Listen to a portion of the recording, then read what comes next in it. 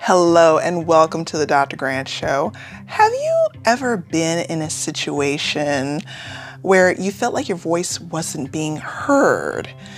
In this episode of the Dr. Grant Show, 4 ways neurolinguistic programming can boost diversity and inclusion at work, I'm going to show you how to use neurolinguistic programming to build diversity and inclusion. It's something that can feel really hard, but it's also incredibly rewarding. We want all our employees to feel like they belong here and have their voices heard. So let's learn some simple techniques. Here are the 4 ways. First, understand the power of your words. Second, use positive affirmations to change your mindset. Third, recognize that you may not be aware of how others perceive you. And fourth, enforce the idea of one for all and all for one by bringing people of different backgrounds together. Now, let's unpack this a little more with some techniques you can use. You'll learn 4 specific techniques that NLP can actually use and be used to boost productivity at work. Ready? Number 1, mirroring. Number 2, we'll be talking about pacing. Number 3, rapport building. Number 4, and finally, anchoring. So let's dive in.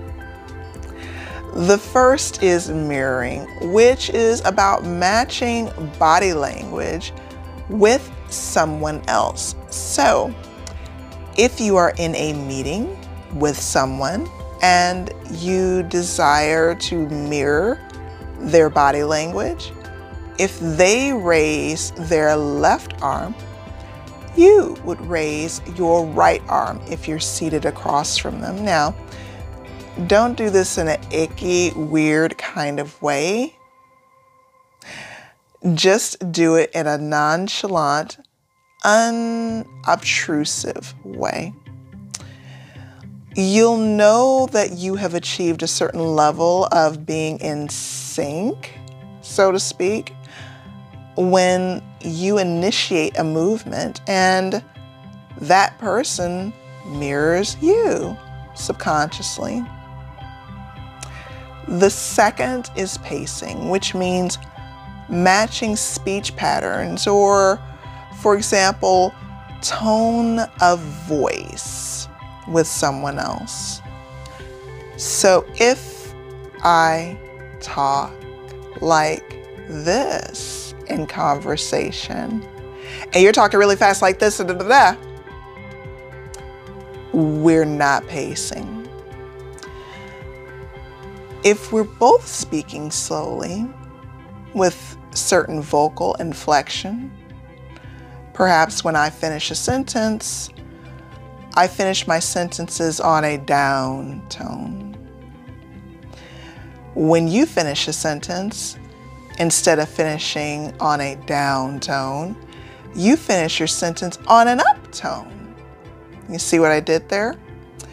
That would be an example of breaking pace. To become more in sync and effectively use pacing, you want to notice, for example, when they're speaking, do they end their sentences on a certain down note or pitch?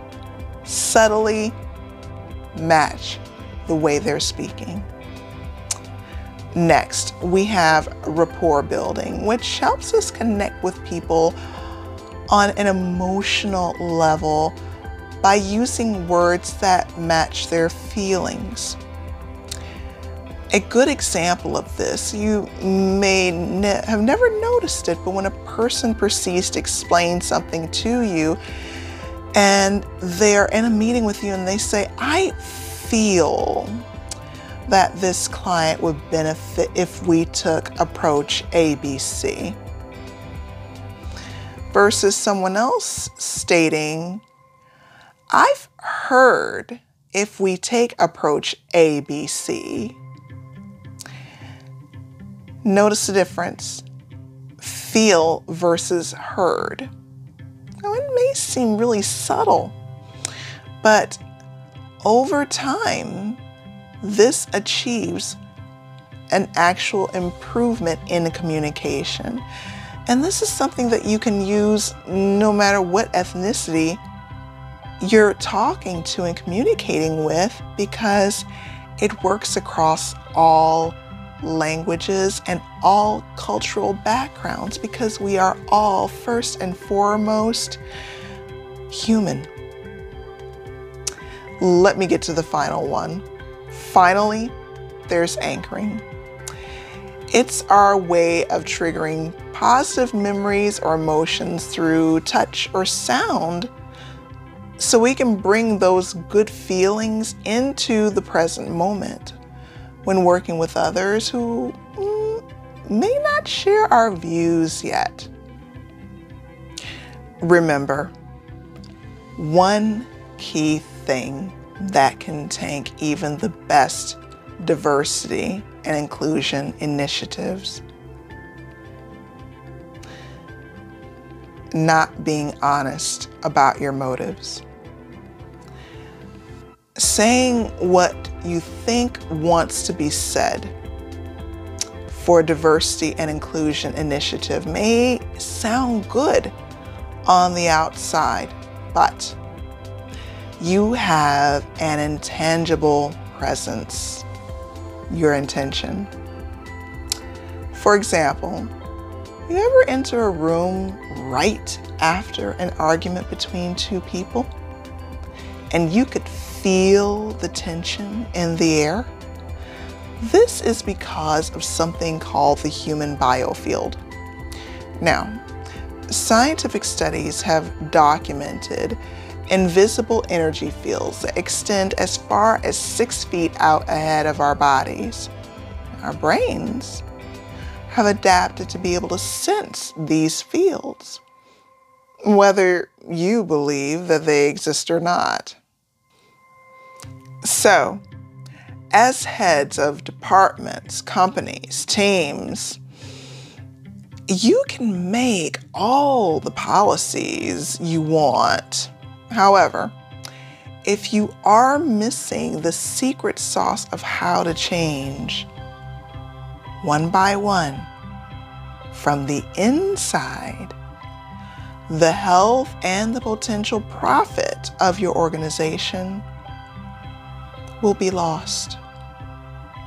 So, moving forward, always remember that the best diversity and inclusion policies may get great attention.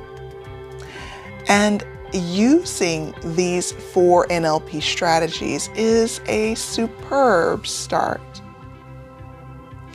However, until we are honest about our motives and shift our old intentions to a new level, any gains will be short-lived.